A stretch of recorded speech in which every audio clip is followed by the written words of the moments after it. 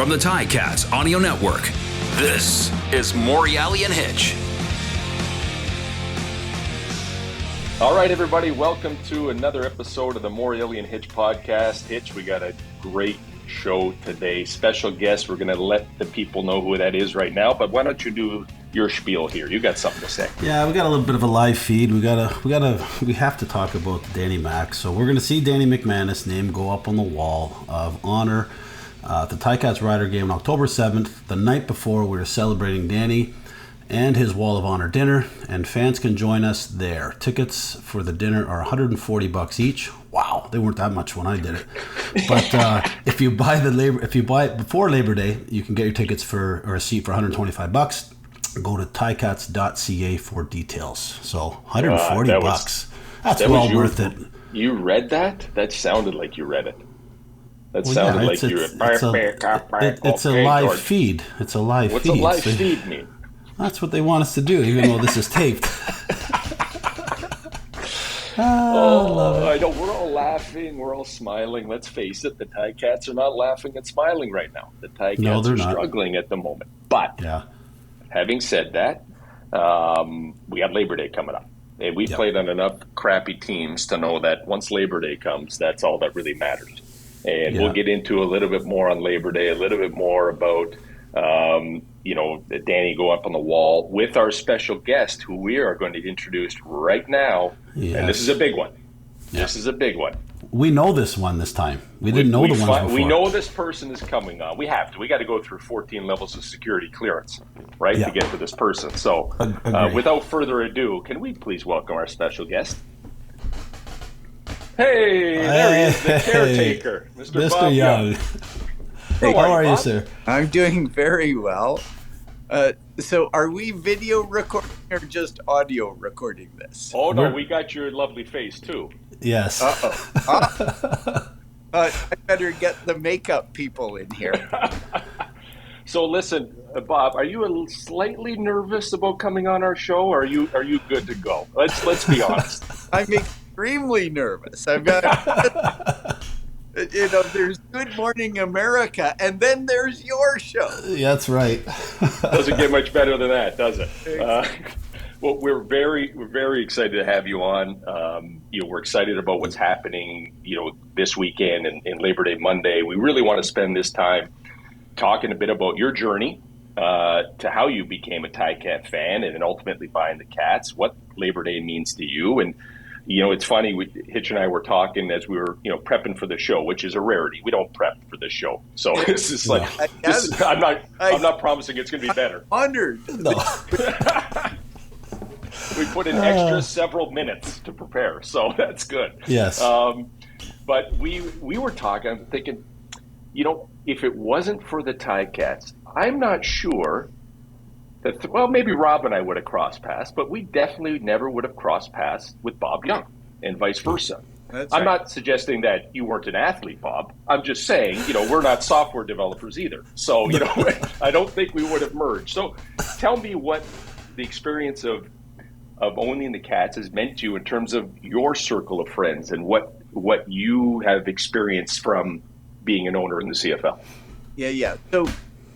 So my sort of journey into sports, ownership of business is not the typical one, because I got into it, how does my wife puts it, for highly illogical reasons.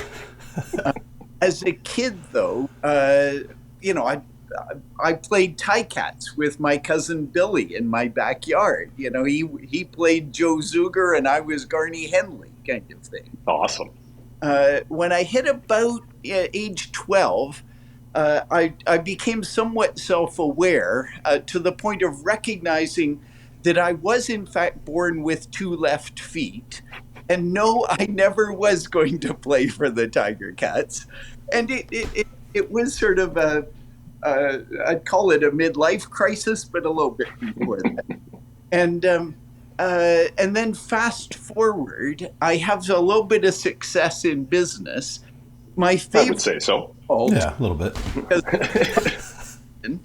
Gets into financial difficulties. and I find myself in a position to help. So I go, hold on, I didn't actually have to be Garney Henley in order to help the so, Well, it's amazing full circle moment, and I know that you have a brother named Mike. And I get asked this a lot because there's this sign as you walk through the yeah. Caretaker's Lounge that says Mike is watching, and some people think it's for me. I'm like, no, it's not for me. Yeah. Mike is watching, but not that one. All the time. Didn't anyone tell you that? But that story about, because I've heard it, but maybe not everyone knows, your brother was a big diehard Ticats fan. Is that correct? So our whole extended family, I mean, you grow up in Hamilton, you are genetically programmed as a Ticat fan. But in our family, yeah, we go back with the Ticats years and years. My Uncle Bill served on the board of directors of the Ticats in the 1950s. My grandfather played for the Ticats for a single season. Wow. 1913, and they won the Great. So my grandfather's name. Amazing. He was young, and his name, but he went by the nickname Bill, and it's on the Grey Cup. Awesome. So in my family, 3 boys. My older brother Michael, who had learning disabilities. My brother David and I went off to college and did very well for ourselves. Michael never graduated high school, but like a lot of people in that situation, possibly the finest human being that any of us knew, but also the biggest Ticat fan that any of us knew. Michael, my father worried about Michael his whole life. Michael inherited a little bit of money from my parents, and my father would invest it for him very carefully. My father put a little bit of Michael's money into my little company at the time, I think called Red Hat. 3 years later, Red Hat attracts the attention of venture capital companies. My father comes to me, says, do you mind if I sell? Because, we made a great return on this job, but going, Dad, I'm probably moving into your basement with Nancy and our kids. Good thing one of us takes some money off the table. Dad goes to Michael and says, Michael, we really should sell. It's been a great investment. Michael says, well, Bobby's done pretty well for us so far. And Dad goes, yeah. It's a really good investment. We should take our profits. Michael says, well, no, if Bobby's still involved, I want to stay involved. Very good. The only time my brother ever disagreed with my father. A year later, Red Hat goes public at the very top of the .com bubble. My father goes from worrying about his oldest son, Michael, to becoming his money manager. Great sense of humor. This amused him more than anyone. But very sadly, Michael died 2 years later from melanoma cancer. And I inherit this whopping great check. He didn't have a family, so David and I inherit all his money. David puts Michael's money into a foundation. I'm casting about as to what I should do with his money. And I get a note from a friend in Hamilton with a link to the story in The Spectator of the Hamilton Ticats going bust. And I couldn't let my older brother and his favorite football team pass away at the same time. And wow. That's kind of how So the timing of Michael's passing and the ownership opportunity with the Ticats was almost at the same time? Exactly the same time. Literally, it was the same week that his estate settled that I get this note from a friend with a smiley. Like, my friend is just kidding me about, sort of, maybe I should do this. And it wouldn't have occurred. It would, but for Michael's passing and his huge passion for the Ticats, it wouldn't have occurred to have gotten involved. I would have been, as a fan, disappointed that the Ticats were in financial. But the actual trigger, both because I had Michael's money so I could afford to gamble on it, and I had the emotional motivation. Attachment. Yeah. I kept. Wow. That What a yeah, great story. it's incredible to think that the memory of your brother now lives through the Ticats, right? It is It, it in some ways. it is, as my wife, as Nancy says, and she loved Michael more than any of us. I mean, to the point where I think she only married me to give Hilda. But her line, because I of course spend a lot of time, particularly in the early years with the Ticats when we were struggling both on the field and as a business. So I was spending a lot of time on it. And Nancy's line was, if Michael hadn't died, because of course he was the one who got me involved in this, if Michael hadn't died, she'd have to kill him. Oh, I'm sure the early years were not that much fun in some respects. You would have bought the team, correct me if I'm wrong, in and around 03. 2003, going into 2024, correct? Or 2004 Yeah, 2004 was my first season. Yeah. was your first year. And that was from my perspective, that was the year that I came back to Hamilton for my second go around in 2004 under Greg Marshall, and you as the owner, and Bob Young, or pardon me, and Scott and everybody that was involved. And we were excited about it, and I was very curious not only as a player but as a fan in the lead up to you becoming the owner. It was under the guise of Mr. X, and I'll never forget it because I realized after what Mr. X was. Mr. X was MRX, which was one of your digital companies that you had created that you just used the pseudonym that Mr. X. So it was in plain sight yet hidden at the same time. How did that come about? So, well, two important topics. One is if I don't know if either of you guys were at the Warplane Heritage Museum event when I was introduced as the caretaker of the time.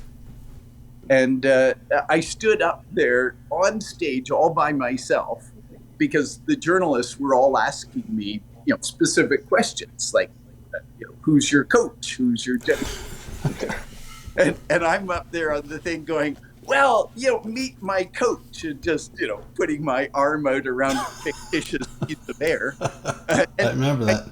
And my business manager So I had no idea what I was doing, and I was very upfront about that. Like, I had no training. I had never run a sports business.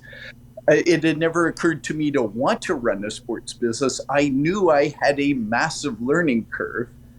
And as you guys suffer, and I apologize to both of you because your career suffered from this, I didn't know what I was doing. And so I didn't do it very well. I had good people in that organization, as you know, Ron Lancaster, Greg Marshall, and I just used them badly. I did not know what I was doing. And it wasn't until, we went the first year we had a dead cat bounce, if you remember, and we won half our games and we went to the playoffs. But then the following 3 years, we were 3-15 for 3 years in a row, which in the CFL was tough, hard to do. And it wasn't until we got Scott Mitchell involved that we got this thing turned around. So Scott saved us, if you like. Yep. But it wasn't until I understood what the role of the president needed to be.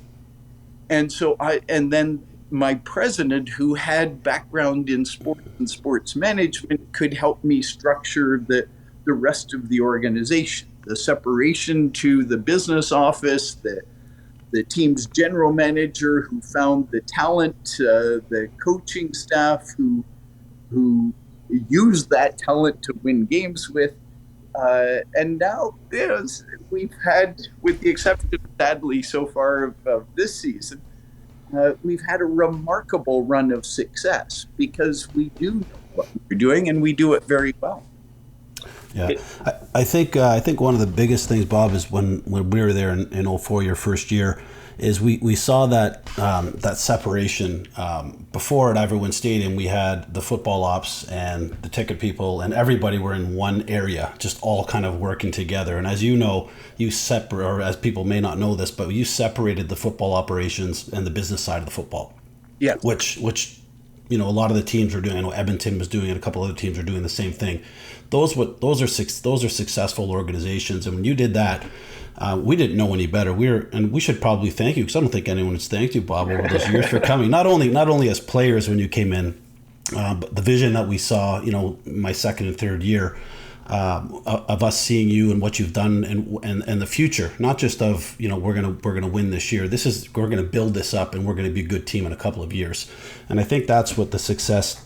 I know that's what success has brought, and I know you've brought that. So on behalf of Mike and I and all the players that came in, and not even that, the fans in the league, because you've truly changed the game as I see it in Hamilton, because it was on its way out, and for us to see where it's gone from 2003 to where it is today, it's mind-boggling. So we thank you so much for that.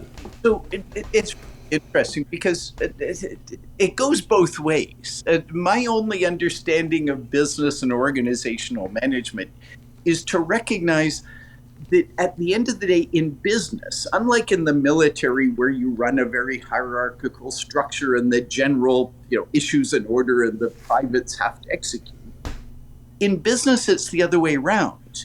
Because you're serving customers, your customers are at the top of this inverted pyramid, and everyone's job is to make those customers successful. So you're all on the same team, and you work your way down the organization chart till you get to the very bottom, which is where I am, because it's my job to make Scott Mitchell successful. It's Scott's job to make Matt Afnick and Orlando Steinauer successful. It's their job to make the players successful, and the organization's job to make our fans successful.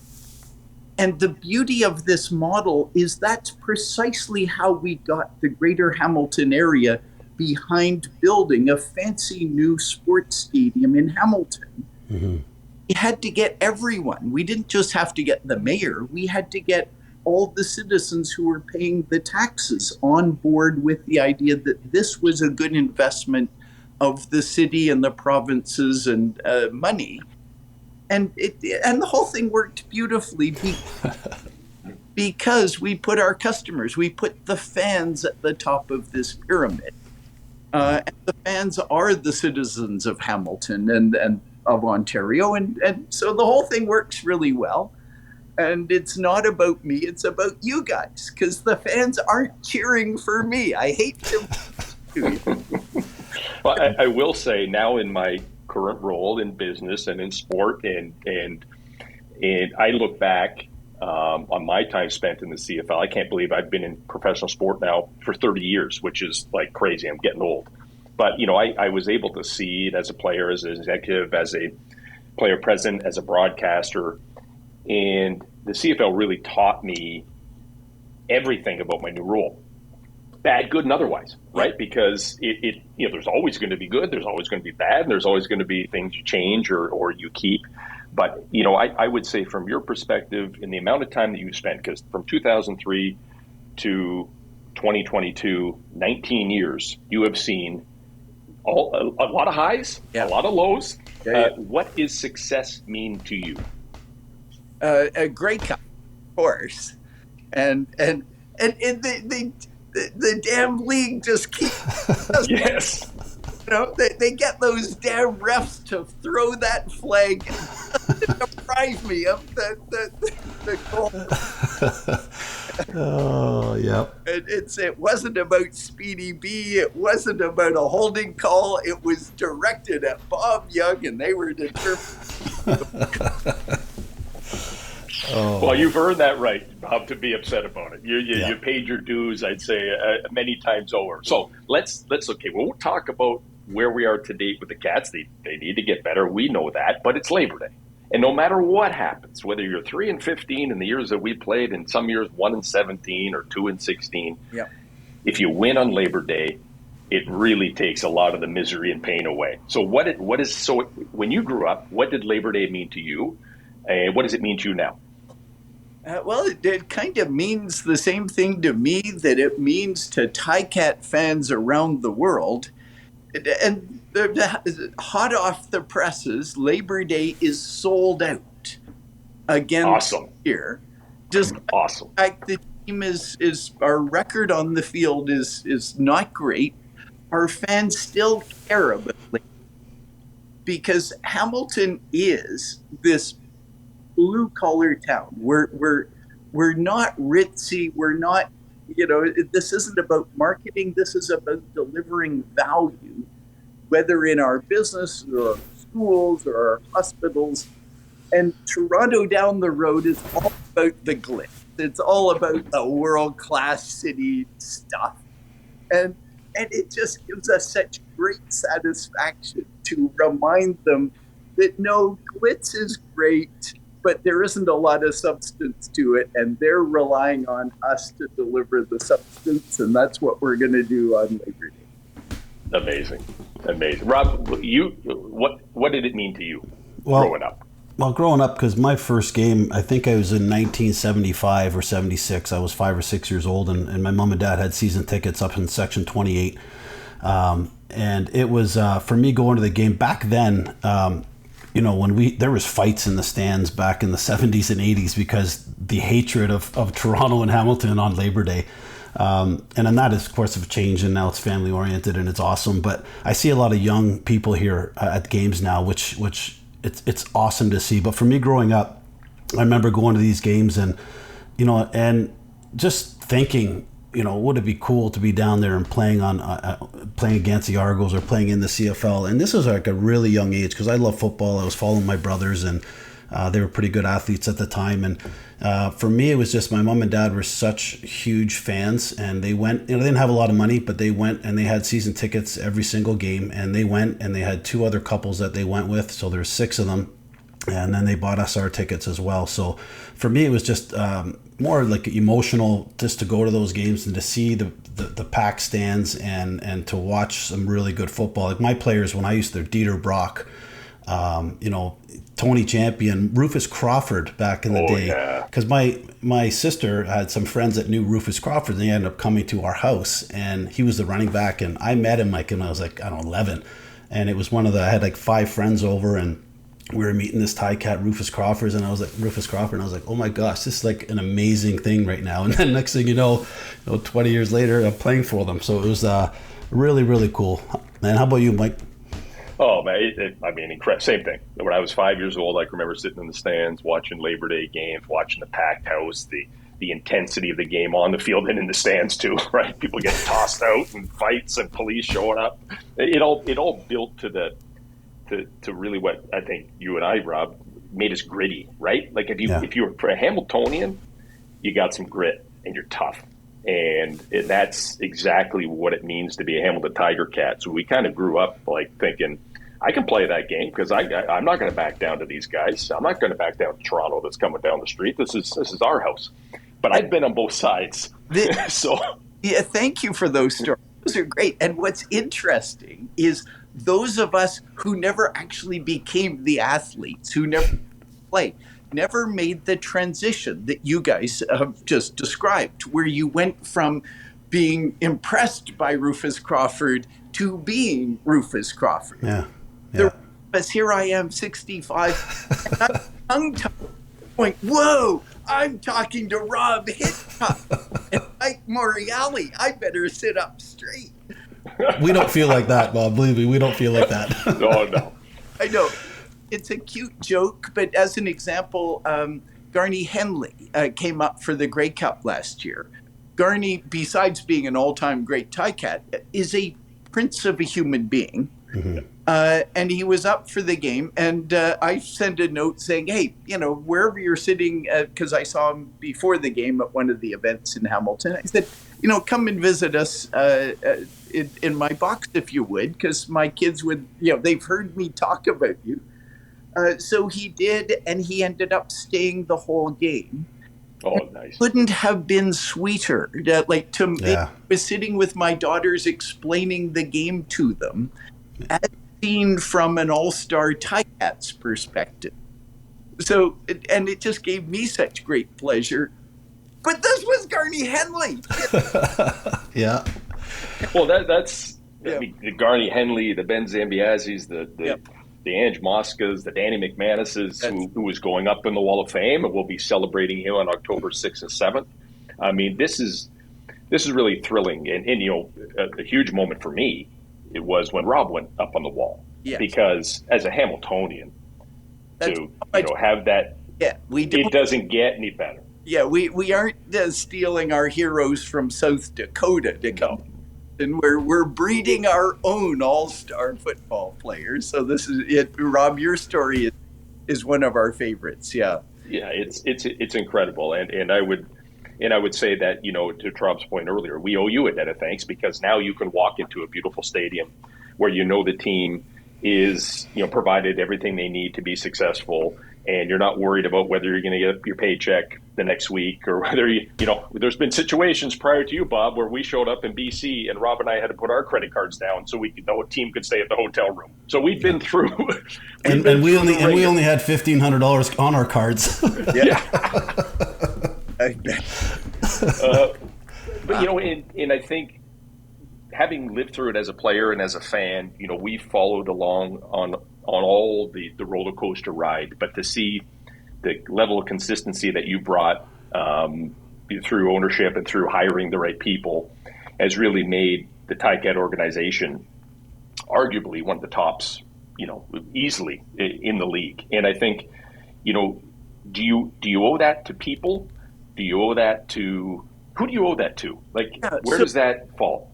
So there are a whole bunch of individuals. You know, the key guys: Scott Mitchell, Matt Afneck, Doug Rye, who led the effort to get the stadium built, for example. But they couldn't have built the stadium without the support, as we were talking about earlier, of the whole city of Hamilton. And we got that support from the work that, you know, you and Rob have done, you know, sort of building our brand. And we could only leverage the love of the Ticats if we had the history, if we had the success and the role models for people to identify with. And so where, you know, Garney Henley is my hero, there's generations of Hamiltonians who you and Rob are the heroes of. But it's this collective effort. It's this understanding that it's not about us. You know, it's our significant others remind us daily that it's not all about us. Yeah. Isn't that true? But it's actually true. It isn't, in fact, about us. It's about serving our community of customers. In our case, serving our community. And what we all forget about as human beings is we get so caught up in our own lives that we think somehow we're going to fix things by looking inward, when in fact the secret is to fix things by looking outwards. Mm-hmm. Doing things for other people, it not only makes their life better, it makes your life better. And as an organization, the more we can be outbound, the more we can be in our community, the more we can be listening to those drunk fans who are going to give hell on Monday. Wow. You know, it just, the more we do that, the happier we are as human beings. And shockingly enough, the more successful as an organization we are. Well said. Well said. Well, Mike, we're going to get in trouble here because for the 17 or 18 people that listen to our show or might not be watching this, we are talking with the caretaker, Mr. Bob Young. We do have to say this once in a while, Bob, because people that are not watching this don't know who we are talking about. So I'm glad that we have to say this 27 minutes into our conversation. So, caretaker Bob Young, this is just an amazing. We're so happy that you came on the show, and it would have been better if it was a surprise, I think, because I don't know if you've been watching or looking, but we've had, you know, Danny Mac and Flutie on, and Dave Hack and Jeff Cummins. We've had some guys, but we have no idea who our guests were. So they kind of did this, and we've kind of just pushed it on each week, and it's actually pretty fun because when the name pops up, we look at it and we just sit back and go, oh my gosh, we haven't seen you in 15 years. But I'm kind of glad that we did know it was you, because we wouldn't have been prepared the 4 minutes that we talked before the show. Bob, you would have, if we didn't know it was you, you may have been in trouble. You would have been much more nervous than you maybe are now. No, but what you're telling me makes sense, because I've listened and watched your show before, and it's always been fun and entertaining. And I was wondering what had happened to you today. We have strict orders. 17 viewers. Okay, I, Caretaker Bob, I'm talking to the great Rob Hitchcock. He actually played for the Ticats. And Mike Morreale equally was, a good journeyman player for the team. So, these guys are worth listening to. Oh, that's a great plug. We need that. We need that. Thank you. I look at kind of, what the Ticats have meant to myself, and I know what it's meant to Rob and my family and the community. I grew up in a football household where football was the most important, and the Ticats were the most important. And my first Grey Cup that I was able to win, it was with the team down the street, but we played at Iverwin Stadium. And, I'll never forget that moment, because that was where Rob and I played our high school football, and I remained in Hamilton and went to McMaster, and really, I remember driving by the stadium the day of the Grey Cup in 1996, and the snow was falling, and it was just an incredible atmosphere, and thinking, oh my God, like this life has come full circle. The funny thing is, we were able to win, very fortunate, won the Grey Cup. I get into the locker room, and happened to be, we had the home team locker room. So we were in the Hamilton dressing room. And who was in there before I got there but my grandfather, dressed head to toe in Ticat gear.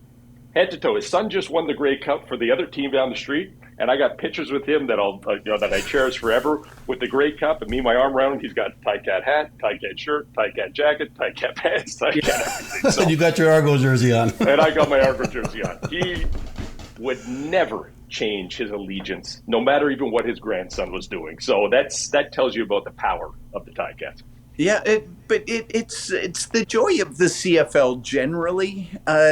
Is we do have these fans, because the CFL, before you launched your basketball league, and of course the new CPL soccer league, the CFL was the only horizontal Canadian sports league, and so it connected Canadians from coast to coast.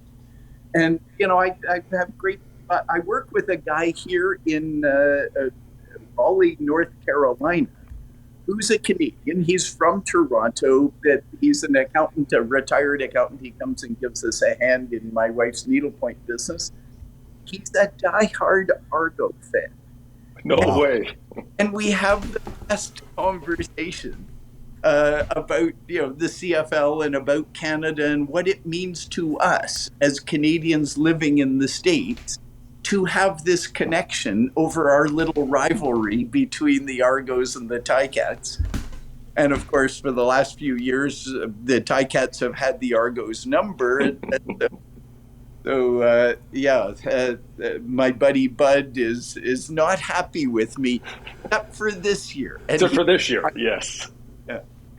Hey, Mike, you don't remember, but I think he might have told you this story, but I was also at the 96 Grey Cup as a fan. Oh, yes. I was sitting up there, and it was a little bit different. You had the Grey Cup, but I actually was in my second year with the Ticats, and I had my shirt off. It was snowing, and I had a few drinks in me. And it was one of those things where I looked over at my wife now, of course, with my girlfriend at the time, and she's like, you play for the Ticats. You should probably put your shirt back on. I said, yeah, I better. So I threw it back on. Oh, my God. But Rob was typically shirtless as much as humanly possible. So, when he used to drive his first contract, which is about $26,000, bought himself a Mustang convertible and used to drive around the city, without his shirt on. And with his hair slicked back, and don't listen to him. Don't listen to him. It was the talk of the town. Now, if you do that, I'd love to see that, Bob.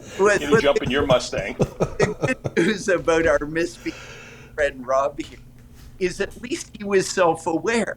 So yes. Oh, he was definitely. He married a girl who protected him from the old Rob Hitchcock. That's different, man.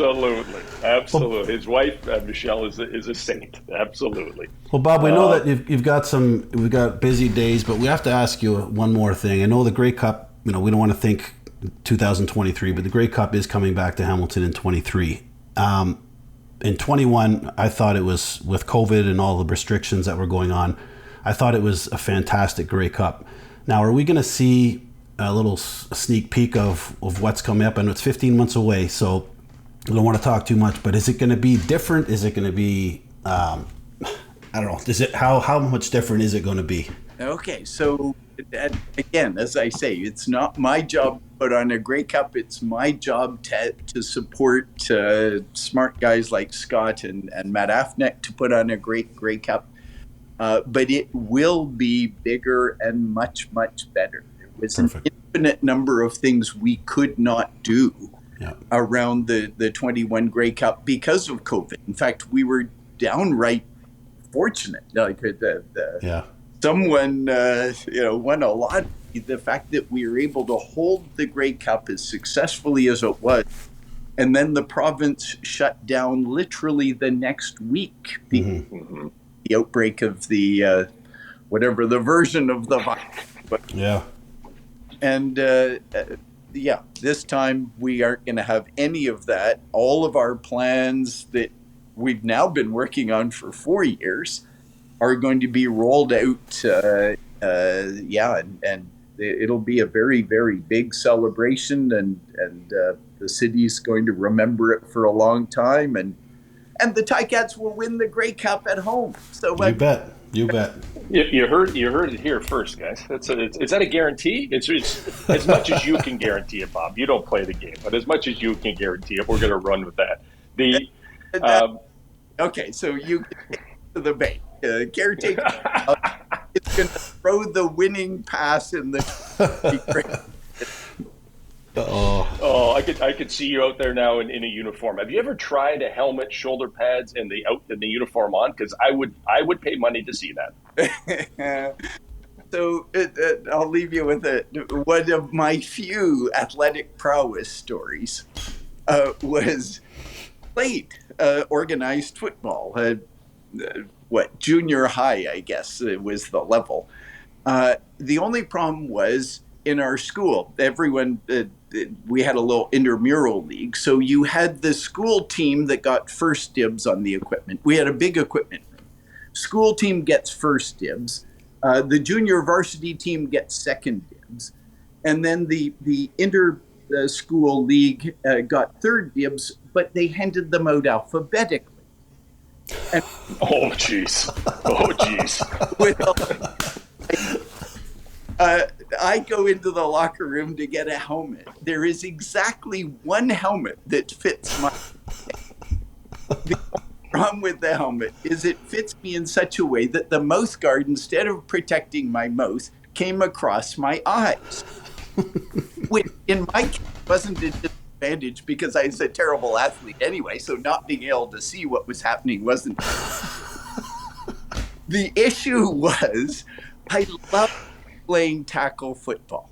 And seriously, I was one of the world's worst athletes, but I loved tackle football. I loved the excuse of being able to go and run into guys and not have someone yell at you for being mean or unfair. And the fact that the guys were allowed to run into me, that was okay. It was, anyway. So I love tackle football. And so I was one of the few guys in this inter-school league who actually tried, because most of the guys who were on the teams, they just did it for entertainment. So when it got to the little playoffs in our little league, the other team knew they only had to key on the 2 or 3 guys on the team they were facing who actually cared enough to try. And I was one of the stupid guys, and I was doubly stupid because I had this helmet that didn't protect my teeth.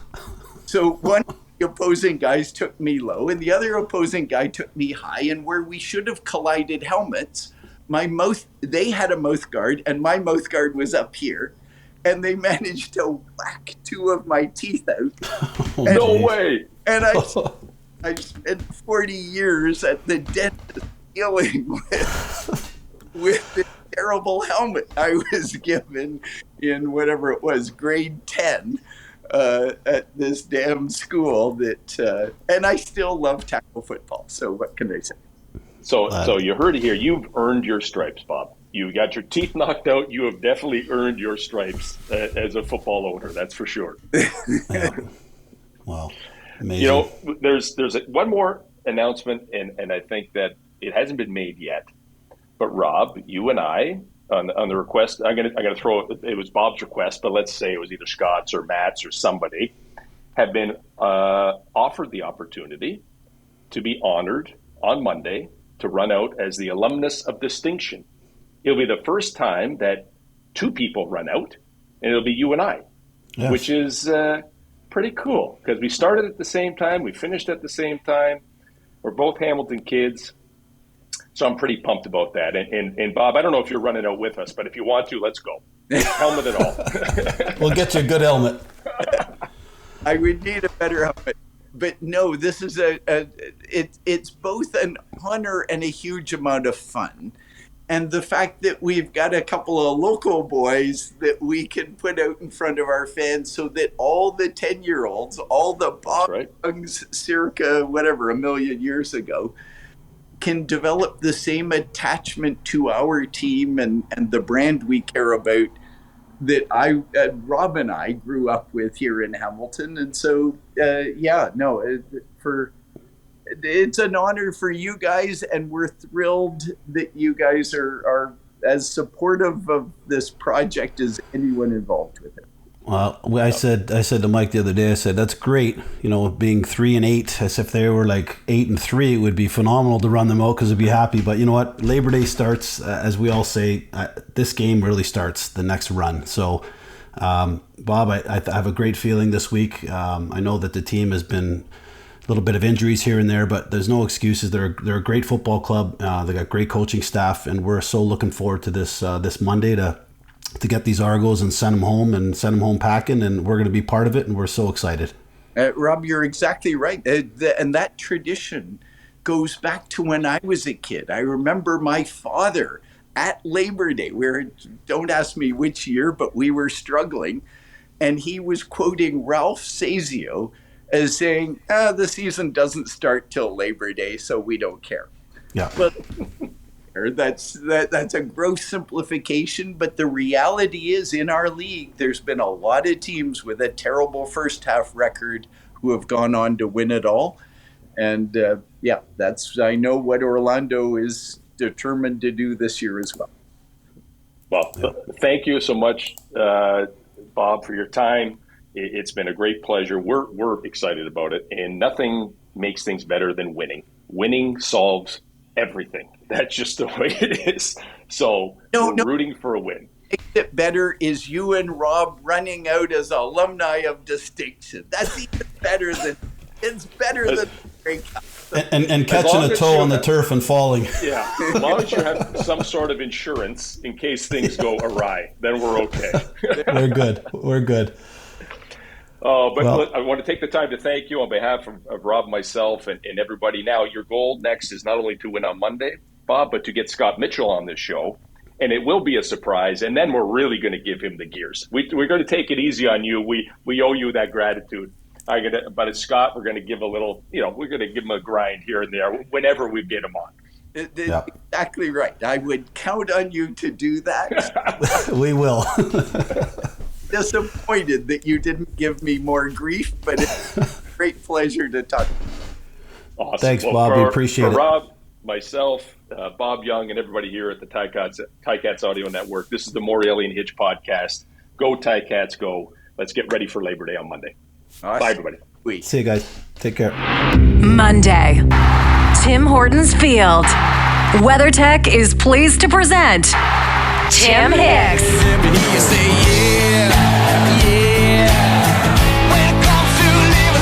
This year's Labor Day Classic will feature a special halftime concert performance featuring award-winning country artist Tim Hicks. Presented by WeatherTech, Tim Hicks.